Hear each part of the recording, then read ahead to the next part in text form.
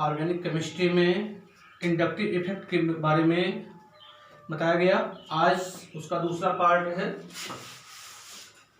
हम आज इलेक्ट्रोमेरिक प्रभाव के बारे में चर्चा करेंगे। इसमें इलेक्ट्रोमेरिक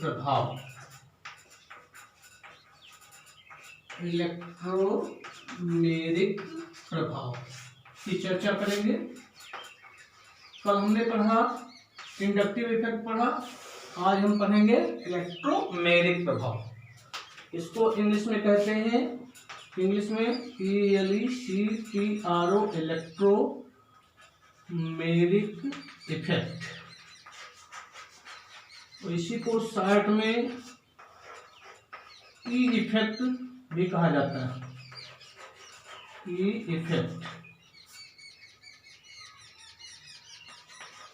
इफेक्ट भी कहते हैं या ई प्रभाव भी कह सकते हैं। तो इलेक्ट्रोमेरिक प्रभाव,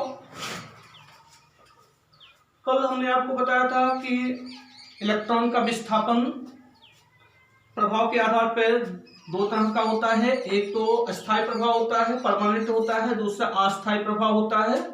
अस्थायी प्रभाव आक्रमणकारी अभिकर्मक की अनुपस्थिति में होता है और अस्थायी प्रभाव जो होता है वो आक्रमणकारी अभिकर्मक की उपस्थिति में होता है, अर्थात अटैकिंग रिएजेंट की उपस्थिति में होता है। तो इलेक्ट्रोमेरिक प्रभाव भी, इसके बारे में हम थोड़ा चर्चा करेंगे कि इलेक्ट्रोमेरिक प्रभाव जो होता है वो भी क्या है, अस्थायी प्रभाव है। इसके कुछ मेन पॉइंट्स के बारे में हम आपको बता रहे हैं कि इलेक्ट्रोमेरिक प्रभाव जो होता है ये अस्थायी प्रभाव, टेम्परेरी इफेक्ट है। ये तभी तक कार्य करता है जब तक इस पर आक्रमणकारी अभिकर्मक उपस्थित होता है और आक्रमणकारी अभिकर्मक की अनुपस्थिति में इसका जो अणु होता है वो अपने पूर्वावस्था में आ जाता है। तो ये पहला तो ये है अस्थायी प्रभाव है। क्यों अस्थायी प्रभाव है?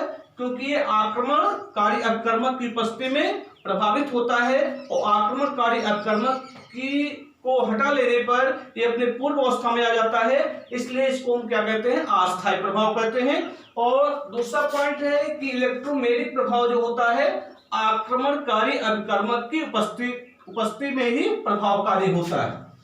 ये कुछ पॉइंट्स हैं, इसके बारे में आपको जानना है कि ये कौन सा प्रभाव है, अस्थायी प्रभाव है और ये आक्रमणकारी अभिकर्मक की उपस्थिति में प्रभावकारी होता है। आक्रमणकारी अभिकर्मक को हटा लेने पर इसका जो अणु होता है वो अपने पूर्वावस्था में आ जाता है और यह प्रभाव जो होता है, ये जो प्रभाव होता है अभिक्रिया में सहायक होता है कि रासायनिक अभिक्रिया में सहायक होता है। इलेक्ट्रोमेरिक प्रभाव अभिक्रिया में सहायक होता है। अस्थायी प्रभाव है, आक्रमणकारी अभिकर्मक की उपस्थिति में ही ये प्रभावकारी होता है। आक्रमणकारी अभिकर्मक हटा लेने पर इसका अणु अपने पूर्वावस्था में आ जाता है और ये जो प्रभाव होता है इलेक्ट्रोमेरिक इफेक्ट, ये अभिक्रिया में क्या होता है, सहायक होता है। और एक विशेष चीज है कि यहाँ पर जो आक्रमणकारी अभिकर्मक है, ये यहाँ पर कौन सा आक्रमणकारी अभिकर्मक लिया जाता है कि ध्रुवीय अभिकर्मक लिया जाता है, कि ध्रुवीय अभिकर्मक की उपस्थिति में होता है। इलेक्ट्रोमेरिक प्रभाव या कह सकते हैं ई प्रभाव ध्रुवीय अभिकर्मक की उपस्थिति में ये प्रभावकारी होता है। ध्रुवीय अभिकर्मक की उपस्थिति में प्रभावकारी होता है और इसमें जो होता है कि पाई इलेक्ट्रॉन युग्म का पूर्ण रूप से एक परमाणु से दूसरे परमाणु की ओर क्या हो जाता है, स्थानांतरण होता है। कि पाई इलेक्ट्रॉन युग्म का एक परमाणु से दूसरे परमाणु की ओर पूर्ण रूप से क्या हो जाता है, स्थानांतरण हो जाता है। तो नेक्स्ट पॉइंट हम कह सकते हैं कि पाई इलेक्ट्रॉन युग्म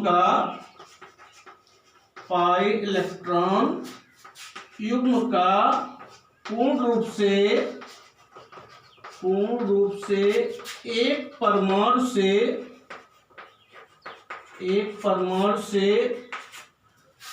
दूसरे परमाणु पर स्थानांतरण होता है। एक परमाणु से दूसरे परमाणु पर स्थानांतरण होता है पाई इलेक्ट्रॉन युग्म का। कल हमने आपको बताया था कि इसके पहले वीडियो में बताया गया है कि एकल बंध होता है तो वहां सिग्मा बॉन्ड होता है, और डबल बॉन्ड होता है तो एक पाई बॉन्ड होता है, एक सिग्मा बॉन्ड बनता है डबल बॉन्ड में। ट्रिपल बॉन्ड में 2 पाई बॉन्ड होते हैं और एक क्या होता है, सिग्मा बॉन्ड होता है। तो ये इसमें देख रहे हैं कि पाई इलेक्ट्रॉन किसमें है, द्विबंधित, द्वि आबंध वाले या डबल बॉन्ड वाले यौगिक में होता है और ट्रिपल बॉन्ड वाले यौगिक में होता है, या कह सकते हैं मल्टीपल बॉन्ड वाले यौगिकों में पाई इलेक्ट्रॉन युग्म क्या होते हैं, उपस्थित होते हैं। तो पाई इलेक्ट्रॉन युग्म का पूर्ण रूप से एक परमाणु से दूसरे परमाणु में क्या हो जाता है, स्थानांतरण होता है। और एक चीज यहां पर और ध्यान देना है कि पाई इलेक्ट्रॉन युग्म का जिस परमाणु से स्थानांतरण होता है उस पर धन आवेश आ जाता है, पॉजिटिव चार्ज आ जाता है, या कह सकते हैं धन आवेश आ जाता है, और जिस परमाणु की ओर स्थानांतरण होता है उस पर ऋण आवेश आ जाता है, ऋण आवेश आ जाता है। ये पॉजिटिव चार्ज उत्पन्न हो जाएगा और इस पर नेगेटिव चार्ज उत्पन्न हो जाएगा। कि कह सकते हैं कि पाई इलेक्ट्रॉन का पूर्ण रूप से एक परमाणु से दूसरे परमाणु पर स्थानांतरण हो रहा है, तो जिस परमाणु से इलेक्ट्रॉन स्थानांतरित होता है उस परमाणु पर धन आवेश उत्पन्न हो जाता है या धन आवेश आ जाता है, और जिस परमाणु की ओर इलेक्ट्रॉन स्थानांतरित होते हैं या जिस परमाणु पर स्थानांतरित होते हैं उस पर ऋण आवेश उत्पन्न हो जाता है। और इस प्रभाव को वक्रीय तीर के द्वारा प्रदर्शित करते हैं। इस प्रभाव को वक्रीय तीर के द्वारा प्रदर्शित किया जाता है। अब ये तीर का जो सिरा है ये जिस ओर पाई इलेक्ट्रॉन विस्थापित होते हैं उधर होता है, इसका आधार जो होता है जिस परमाणु से पाई इलेक्ट्रॉन स्थानांतरित होते हैं और जिधर विस्थापित होगा तीर उधर रहेगा, और इसका जो आधार होगा वो जिससे विस्थापित होंगे उधर होगा। तो इसको हम वक्रीय तीर के द्वारा क्या करते हैं, प्रदर्शित करते हैं, दिखाते हैं। और इस प्रभाव को हम ई प्रभाव भी कहते हैं, या इसको ई से क्या किया जाता है, प्रदर्शित किया जाता है। वक्रीय तीर से भी दिखा सकते हैं और ई से क्या करते हैं, प्रदर्शित करते हैं। तो ये कुछ विशेष बातें हैं कि इलेक्ट्रोमैग्नेटिक प्रभाव जो होता है वो कौन सा प्रभाव है, अस्थायी प्रभाव है।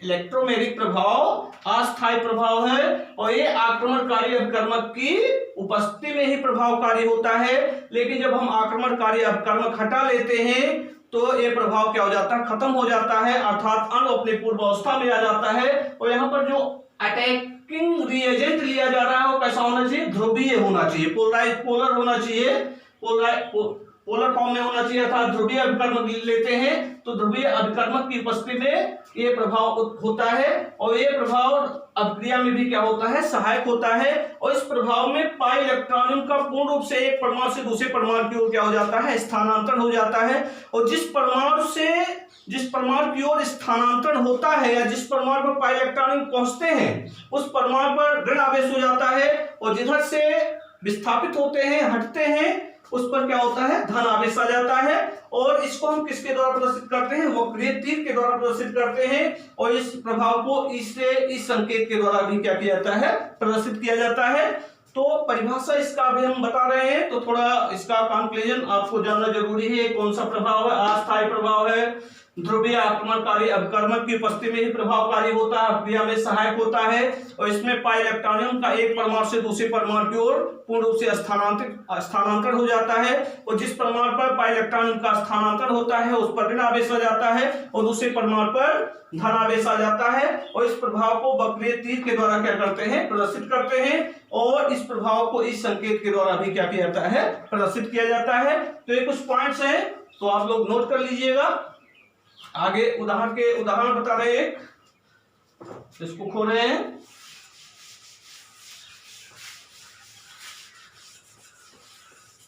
उदाहरण के तौर पर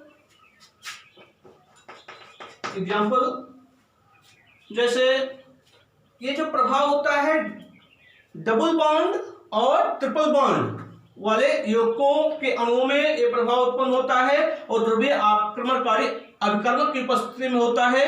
तो यहां पर हम ले रहे हैं C double bond O, C double bond O उदाहरण के तौर पर लिया जा रहा है। यहाँ हाइड्रोजन जुड़ सकता है, अभी हाइड्रोजन जुड़ सकता है, एक कार्बोनिल समूह CO। अब देख रहे हैं कि यहाँ डबल बॉन्ड जुड़ा हुआ है, इसके पास 2 इलेक्ट्रॉन होंगे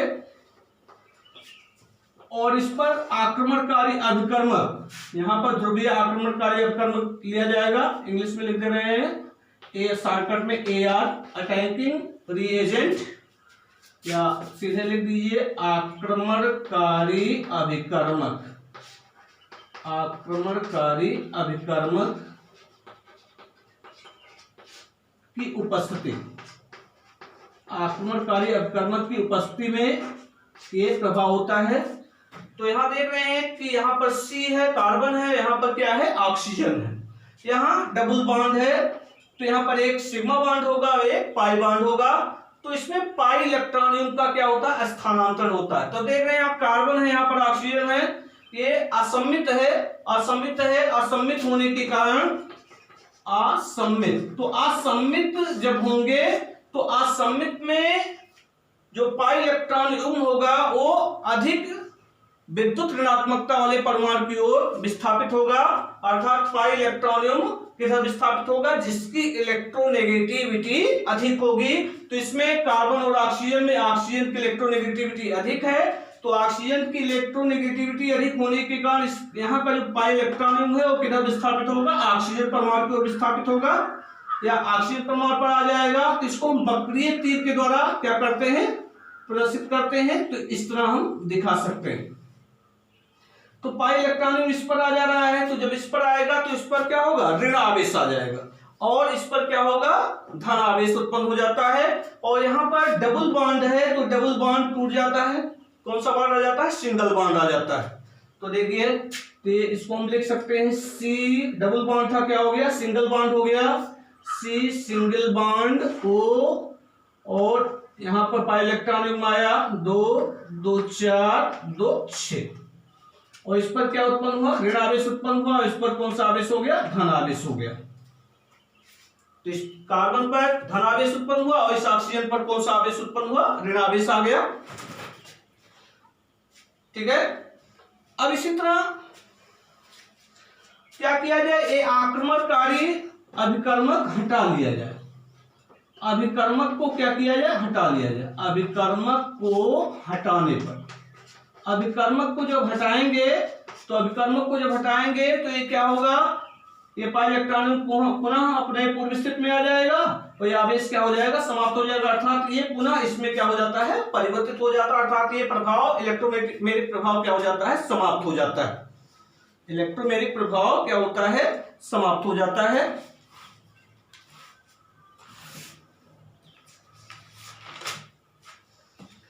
अब देखिए, अगर सम्मित है तो थोड़ा ध्यान देना है कि ये सम्मित था तो पाई इलेक्ट्रॉन क्या हुआ, अधिक इलेक्ट्रोनेगेटिविटी परमाणु की ओर क्या हो गया, विस्थापित हो गया। तो अधिक ऋण विद्युतीय परमाणु की ओर विस्थापित हुआ तो इस पर ऋण आवेश आ गया, इस पर धन आवेश आ गया। अगर वहीं पर सम्मित हो, जैसे कह दिया गया H2C डबल बॉन्ड CH2, तो ये सम्मित है, यहां भी कार्बन है, यहां भी कार्बन है। तो सम्मित में क्या होगा, तो सम्मित में पाई इलेक्ट्रॉन युग्म का विस्थापन बाईं ओर भी हो सकता है और दाईं ओर भी हो सकता है, किधर भी हो, चाहे इधर हो सकता है, बाएं या दाएं, किसी भी ओर हो सकता है। पाई इलेक्ट्रॉन युग्म का विस्थापन इधर भी पाई इलेक्ट्रॉन युग्म का विस्थापन हो सकता है, या इसको इस तरह हम दिखा सकते हैं, पाई इलेक्ट्रॉन युग्म का विस्थापन इधर भी हो सकता है। तो बाईं ओर भी हो सकता है और दाईं ओर भी हो सकता है, किसी भी ओर हो सकता है पाई इलेक्ट्रॉन युग्म का विस्थापन। लेकिन जब सम्मित होगा तो पाई इलेक्ट्रॉन युग्म क्या होगा, अधिक इलेक्ट्रोनेगेटिविटी वाले परमाणु की ओर क्या होगा, पूर्ण रूप से विस्थापित हो जाता है। ठीक है। और ये प्रभाव तब तक प्रभावकारी होता है जब तक यहाँ पर आक्रमणकारी अभिकर्मक उपस्थित होता है। आक्रमणकारी अभिकर्मक जब हटा लेते हैं तो ये क्या होता है, अपने पूर्व स्थिति में आ जाता है, अर्थात अणु अपने पूर्व अवस्था में आ जाता है। तो थोड़ा यहाँ विशेष ध्यान देना है कि असममित में पाई इलेक्ट्रॉनियम अधिक इलेक्ट्रोनेगेटिविटी परमाणु की ओर क्या होगा, स्थानांतरित होगा, और अगर सममित है तो पाई इलेक्ट्रॉनियम किसी भी ओर विस्थापित हो सकता है या स्थानांतरित हो सकता है।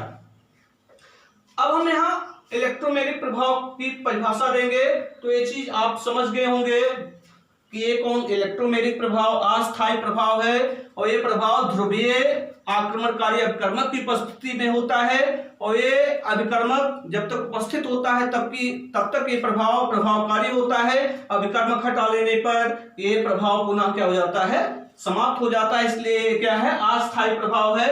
ठीक है, और ये प्रभाव रासायनिक प्रक्रिया में क्या होता है, सहायक होता है, और रासायनिक प्रक्रिया में सहायक होता है। और देख रहे हैं कि ये प्रभाव जो होता है डबल बॉन्ड और ट्रिपल बॉन्ड वाले युग्मों में होता है, द्विबंध और त्रिबंध वाले युग्मों में होता है। तो ये चीजें जहां तक मेरा अनुमान है आप लोगों को समझ में आ गया होगा। इलेक्ट्रोमैग्नेटिक प्रभाव क्या है, तो उसकी परिभाषा क्या होगा इलेक्ट्रोमैग्नेटिक प्रभाव का, इसको खो दे रहे हैं, अभी उदाहरण के रूप में इसको फिर से लिख लेंगे। परिभाषा अपने बोर्ड पर लिख रहे हैं कि आक्रमणकारी अभिकर्मक की उपस्थिति में, या कह सकते हैं ध्रुवीय आक्रमणकारी अभिकर्मक की उपस्थिति में आक्रमणकारी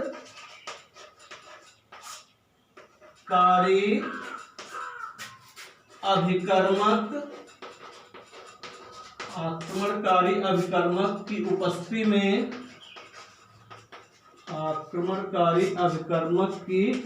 में आक्रमणकारी अभिकर्मक की उपस्थिति में किसी दो या त्रिआबंध वाले युग्मों में, किसी दो या त्रिबंध वाले यौगिकों में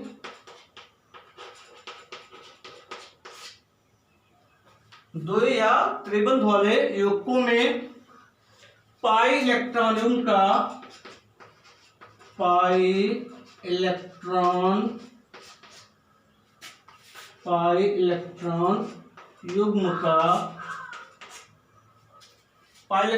पूर्ण रूप से इलेक्ट्रॉनियम का किसी एक परमाणु पर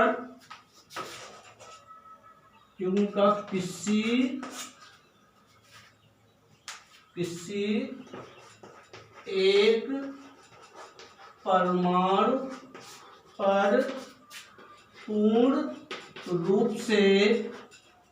एक परमाणु पर पूर्ण रूप से स्थानांतरण,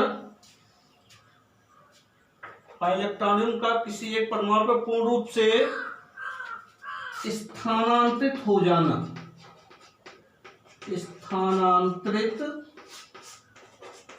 जाना, इलेक्ट्रोमैग्नेटिक प्रभाव कहलाता है। इलेक्ट्रोमैग्नेटिक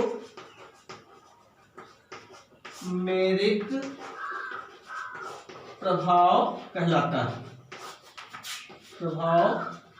है। तो ये परिभाषा आप लोग नोट कर लेंगे कि इलेक्ट्रोमैग्नेटिक प्रभाव क्या है, कि आक्रमणकारी अभिकर्मक की उपस्थिति में किसी डबल बॉन्ड या ट्रिपल बॉन्ड वाले यौगिकों के अणु में पाई इलेक्ट्रॉनियम का किसी एक परमाणु पर पूर्ण रूप से स्थानांतरित हो जाना क्या कहलाता है, इलेक्ट्रोमैग्नेटिक प्रभाव कहलाता है। और इस प्रभाव को हम क्या करते हैं, वक्रीय तीर के द्वारा प्रदर्शित करते हैं। इस प्रभाव को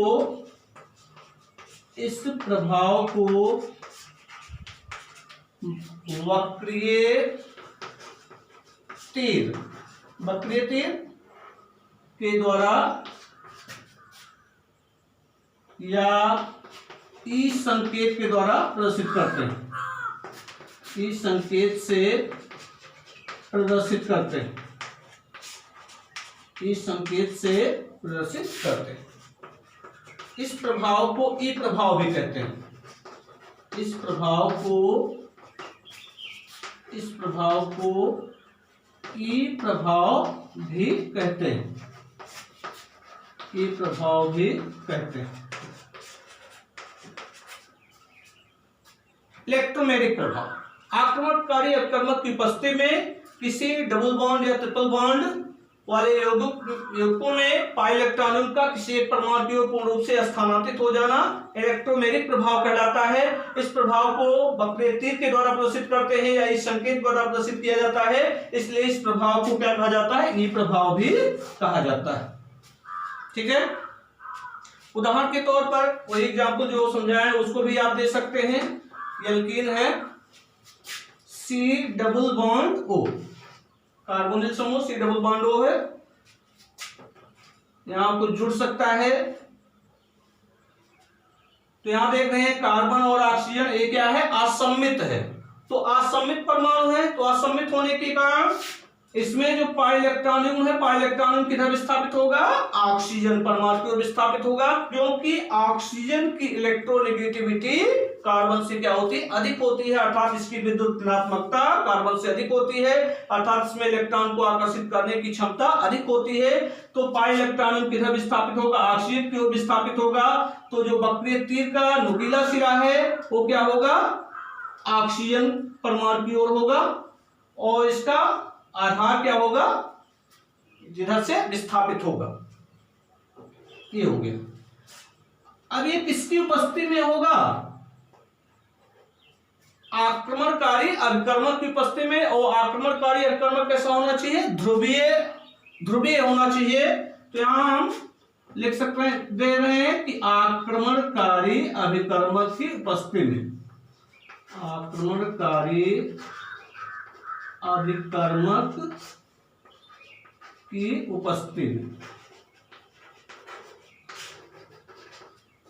तो क्या होगा, पाई इलेक्ट्रॉन ऑक्सीजन की ओर पर आ गया पूर्ण रूप से, तो पूर्ण रूप से जब आ गया तो क्या होगा, यहां डबल बॉन्ड था, क्या हो जाएगा, सिंगल बॉन्ड। डबल के बजाय यहां बॉन्ड क्या होगा, सिंगल होगा। ऑक्सीजन पर क्या होगा, ऋणावेश आ जाएगा, और कार्बन पर क्या होगा, धनावेश आ जाएगा। इस तरह ऑक्सीजन पर धनावेश आ गया और कार्बन पर क्या हो गया, धनावेश आ गया। अगर ये हम आक्रमणकारी अपकर्मक हटा लें, तो आक्रमणकारी अपकर्मक हटा लेंगे तो ये क्या होगा, अपने पूर्व अवस्था में आ जाएगा। तो अपने पूर्व अवस्था में आ जाएगा, तो यहां पर अभिकर्मक हटाने पर, अभिकर्मक हटाने पर, तो अभिकर्मक जब हम हटा लेंगे तो ये क्या होगा, ये अपने पूर्व अवस्था में आ जाएगा, अर्थात पाई इलेक्ट्रॉन पुनः आ जाएगा, डबल बॉन्ड बन जाएगा, और आवेश क्या हो जाएगा, समाप्त हो जाएगा। तो अभिकर्मक हटा लेने पर ये क्या होता है, अपने पूर्व अवस्था में आ जाता है। ठीक है, तो ये परिभाषा नोट कर लेंगे, एक एग्जाम्पल इसका भी नोट कर लीजिएगा। ठीक है, अभी और एक दो एग्जाम्पल बताएंगे। अब इसकी विशेषताएं सुन लीजिए। विशेषताओं के बारे में आपको बताया भी गया है कि ये अस्थायी प्रभाव है, और ये क्या होता है, ध्रुवीय अभिकर्मक की उपस्थिति में वो प्रभावकारी होता है। ये अस्थायी प्रभाव है, ठीक है, रासायनिक क्रिया के दौरान प्रकट होता है। ये जो होता है रासायनिक क्रिया के दौरान प्रकट होता है, ये दो प्रकार का होता है। जैसे उसमें इंडक्टिव इफेक्ट में दो प्रकार का था, प्लस साइड प्रभाव था, धनात्मक प्रेरक प्रभाव था, ऋणात्मक प्रेरक प्रभाव था। उसी तरह यहां पर भी इलेक्ट्रोमैग्नेटिक प्रभाव भी दो प्रकार का होता है। एक तो धनात्मक इलेक्ट्रोमैग्नेटिक प्रभाव होगा और दूसरा क्या होगा, ऋणात्मक इलेक्ट्रोमैग्नेटिक प्रभाव होगा। तो अभी पहले इसकी विशेषताएं देख लीजिए, इसको खोल दे रहे हैं, आप लोग नोट कर लीजिएगा। परिभाषा कि आक्रमणकारी अपकर्मक की उपस्थिति में किसी द्वि या त्रिबंध वाले यौगिकों में पाई इलेक्ट्रॉनियम का किसी एक परमाणु पर पूर्ण रूप से स्थानांतरित हो जाना इलेक्ट्रोमैग्नेटिक प्रभाव कहलाता है। और इस प्रभाव को वक्रीय तीर द्वारा प्रदर्शित करते हैं या इस संकेत से प्रदर्शित करते हैं, और इस प्रभाव को क्या कहते हैं, ये प्रभाव भी कहते हैं। एग्जाम्पल के तौर पर इसको एक रिएक्शन आप दे दीजिएगा। अब आगे इसकी विशेषताएं, इलेक्ट्रोमैग्नेटिक प्रभाव की विशेषताएं। विशेषताओं में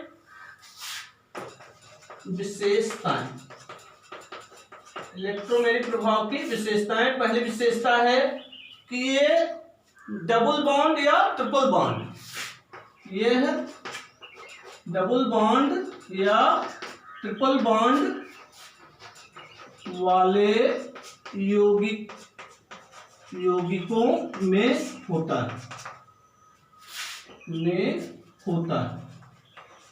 डबल बॉन्ड और ट्रिपल बॉन्ड वाले यौगिकों में होता है। दूसरा पॉइंट है कि एक प्रभाव कैसा है, किसकी उपस्थिति में होता है, ध्रुवीय अभिकर्मक की उपस्थिति में। किसकी उपस्थिति में होता है, ध्रुवीय अभिकर्मक की उपस्थिति में होता है, ध्रुवीय अभिकर्मक की उपस्थिति में। जैसे हो गया HCl हो गया, इस पर धन आवेश आएगा, इस पर ऋण आवेश आएगा, ठीक है, तो ये ध्रुवीय अभिकर्मक हो जाएगा। तो ध्रुवीय अभिकर्मक की उपस्थिति में। और ये आपको बताया गया कि ये प्रभाव तभी तक प्रभावित रहता है, प्रभावकारी होता है, जब तक ध्रुवीय अभिकर्मक उपस्थित होता है। अभिकर्मक जब हटा लेते हैं तो ये प्रभाव क्या हो जाता है, समाप्त हो जाता है। तो ये प्रभाव कैसा प्रभाव है, ये अस्थायी प्रभाव। कौन सा प्रभाव है, ये अस्थायी प्रभाव। क्यों, क्योंकि अभिकर्मक की उपस्थिति में ही प्रभावकारी रहता है। अभिकर्मक हटा लेते हैं तो इसका प्रभाव क्या हो जाता है, खत्म हो जाता है। अगला है कि ये रासायनिक अभिक्रिया के दौरान प्रकट होता है। ये प्रभाव जो होता है रासायनिक अभिक्रिया के दौरान प्रकट होता है, रासायनिक अभिक्रिया के दौरान प्रकट होता है। ये जो प्रभाव है रासायनिक अभिक्रिया के दौरान क्या होता है, प्रकट होता है। और ये प्रभाव दो प्रकार का होता है। यह प्रभाव दो प्रकार का होता है, फर्स्ट है धनात्मक इलेक्ट्रोमैग्नेटिक प्रभाव, धनात्मक इलेक्ट्रोमैग्नेटिक प्रभाव।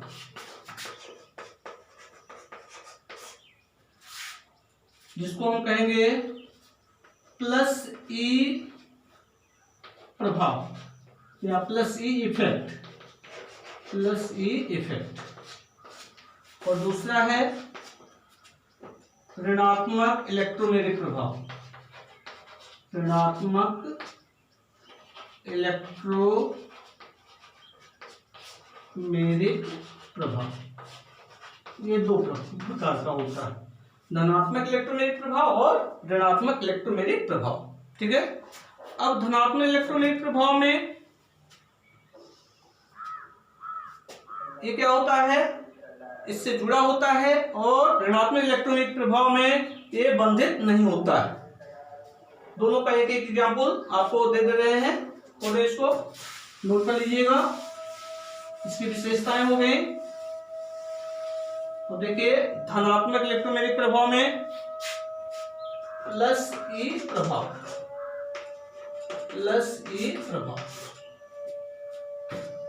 धनात्मक इलेक्ट्रोमैग्नेटिक प्रभाव। तो धनात्मक इलेक्ट्रोमैग्नेटिक प्रभाव में जैसे देखिए C double bond C alkene है, ठीक है। अब इसमें प्लस हाइड्रोजन है,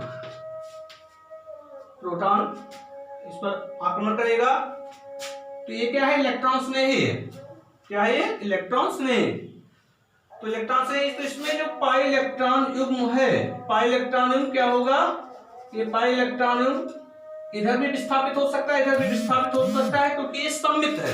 ये क्या है, सममित है। सममित होने के कारण इस कार्बन की ओर भी विस्थापित हो सकता है, इस कार्बन की ओर भी क्या हो सकता है, विस्थापित हो सकता है। तो किसी भी दिशा में आप दिखा सकते हैं।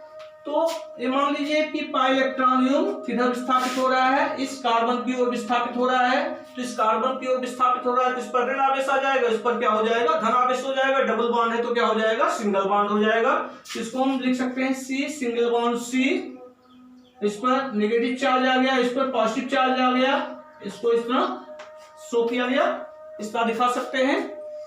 अब यही इसी रिएक्शन में हम दिखा दे रहे हैं। तो ये इलेक्ट्रॉन्स नहीं है, धन आवेश है इस पर, तो ये किस पर अटैक करेगा, इस पर, इससे जुड़ेगा। क्योंकि ये ऋण आवेशित, इस पर ऋण आवेश आया है, धन आवेशित अर्थात इलेक्ट्रॉन्स नहीं है, और इस पर क्या है, इलेक्ट्रॉन की अधिकता है। इस पर इलेक्ट्रॉन का घनत्व अधिक है और इस पर इलेक्ट्रॉन का घनत्व कम है। तो ये इलेक्ट्रॉन की इस पर कमी है और इस पर इलेक्ट्रॉन की अधिकता है, तो ये क्या होगा, यहाँ आके जुड़ जाएगा। तो इसको हम सीधे डायरेक्ट इसको ऐसे दिखा दे रहे हैं, सी सिंगल बॉन्ड OH, ये ठीक है। तो इस प्रभाव को हम क्या कहेंगे, प्लस ई इफेक्ट कहेंगे।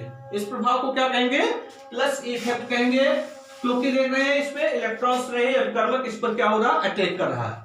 तो इलेक्ट्रॉन्स नहीं अभिकर्मक धनावेशित होता है, तो ये धनावेशित भाग इस पर क्या कर रहा है, अटैक कर रहा है। तो इस प्रभाव को क्या कहेंगे, प्लस ई प्रभाव कहेंगे। इसी तरह माइनस ई प्रभाव, माइनस ई प्रभाव क्या होगा, इसका एक एग्जांपल देख लीजिए। जैसे देखिए कार्बोनिल समूह है C डबल बॉन्ड O, अभी तो असम्मित है, यहाँ कार्बन है, ऑक्सीजन है, ऑक्सीजन की इलेक्ट्रोनेगेटिविटी अधिक है, कार्बन की क्या है, कम है ऑक्सीजन से। तो साझे का और इस पर जो आक्रमणकारी अभिकर्मक जैसे हाइड्रोसाइनाइड है, तो हाइड्रोसाइनाइड में साइनाइड भाग आक्रमण करेगा। तो ये यहाँ पर CN समूह लिख दे रहे हैं, CN समूह, ये इस पर ऋणावेश होता है। तो ये क्या होगा, ये नाभिक नहीं है, ये क्या है, नाभिक नहीं है। तो यहाँ पर आप पढ़े होंगे अभिकर्मक दो प्रकार का होता है, इलेक्ट्रॉन स्नेही अभिकर्मक और नाभिक स्नेही अभिकर्मक। तो देख रहे हैं ये क्या है, नाभिक स्नेही अभिकर्मक है, क्योंकि इस पर इलेक्ट्रॉन की क्या है, अधिकता है। तो इसमें देखिए कि CO ये असम्मित है, तो ऑक्सीजन की इलेक्ट्रोनेगेटिविटी अधिक है, तो साझे पाई इलेक्ट्रॉन जो है वो क्या होगा, ऑक्सीजन की ओर विस्थापित होगा, जिस पर ऋण आवेश आ जाएगा, इस पर क्या होगा, धन आवेश उत्पन्न हो जाएगा। ठीक है, यहाँ आक्रमणकारी अभिकर्मक, आक्रमणकारी अभिकर्मक, ठीक। अब देखिए इस पर जब ऋण आवेश उत्पन्न होगा, जिस पर ऋण आवेश आ जाएगा, इस पर क्या होगा, धन आवेश आएगा, डबल बॉन्ड क्या हो जाएगा, सिंगल बॉन्ड। तो C सिंगल बॉन्ड O, इस पर ऋण आवेश आ गया, इस पर धन आवेश आ गया, यहाँ कुछ भी जुड़ सकता है, यहाँ भी जुड़ सकता है। लेकिन यहाँ पर साइनाइड समूह है, इस पर इलेक्ट्रॉन की क्या है, अधिकता है, तो ये किससे जुड़ेगा, प्लस वाले से जुड़ेगा, क्योंकि इस पर ऋण आवेश है, इलेक्ट्रॉन की अधिकता है और इस पर इलेक्ट्रॉन की क्या है, कमी है। तो ये CN समूह क्या होगा, इस प्लस वाले कार्बन से क्या हो जाएगा, जुड़ जाएगा। तो यहाँ पर इसको यहाँ पर जोड़ देंगे, तो ये हो जाएगा CN। दूसरे रिएक्शन में भी दिखा सकते हैं, यहाँ इस रिएक्शन में भी आप दिखा सकते हैं। तो ये हो जाएगा 2 2 4 2 6 2 8, ठीक है। तो इस प्रभाव को क्या कहेंगे, ऋणात्मक इलेक्ट्रोमैग्नेटिक प्रभाव, और इस प्रभाव, ये प्रभाव क्या कहलाएगा, धनात्मक इलेक्ट्रोमैग्नेटिक प्रभाव कहलाएगा। तो इसकी उपयोगिता भी है, इसकी उपयोगिता आप पढ़ेंगे क्लास 12 में, आप पढ़ेंगे इसकी उपयोगिता, उसमें 20-20 रिएक्शन में आते रहेंगे। तो ये आपको जानना जरूरी है, इलेक्ट्रोमैग्नेटिक प्रभाव क्या है और इंडक्टिव प्रभाव क्या है। तो 2 प्रभाव और बच रहे हैं, अज्ञात प्रभाव है, और तो एक प्रभाव करके आप पढ़ेंगे। आज ये टॉपिक समाप्त हुआ और नेक्स्ट वीडियो में आपको अगला प्रभाव बताएंगे।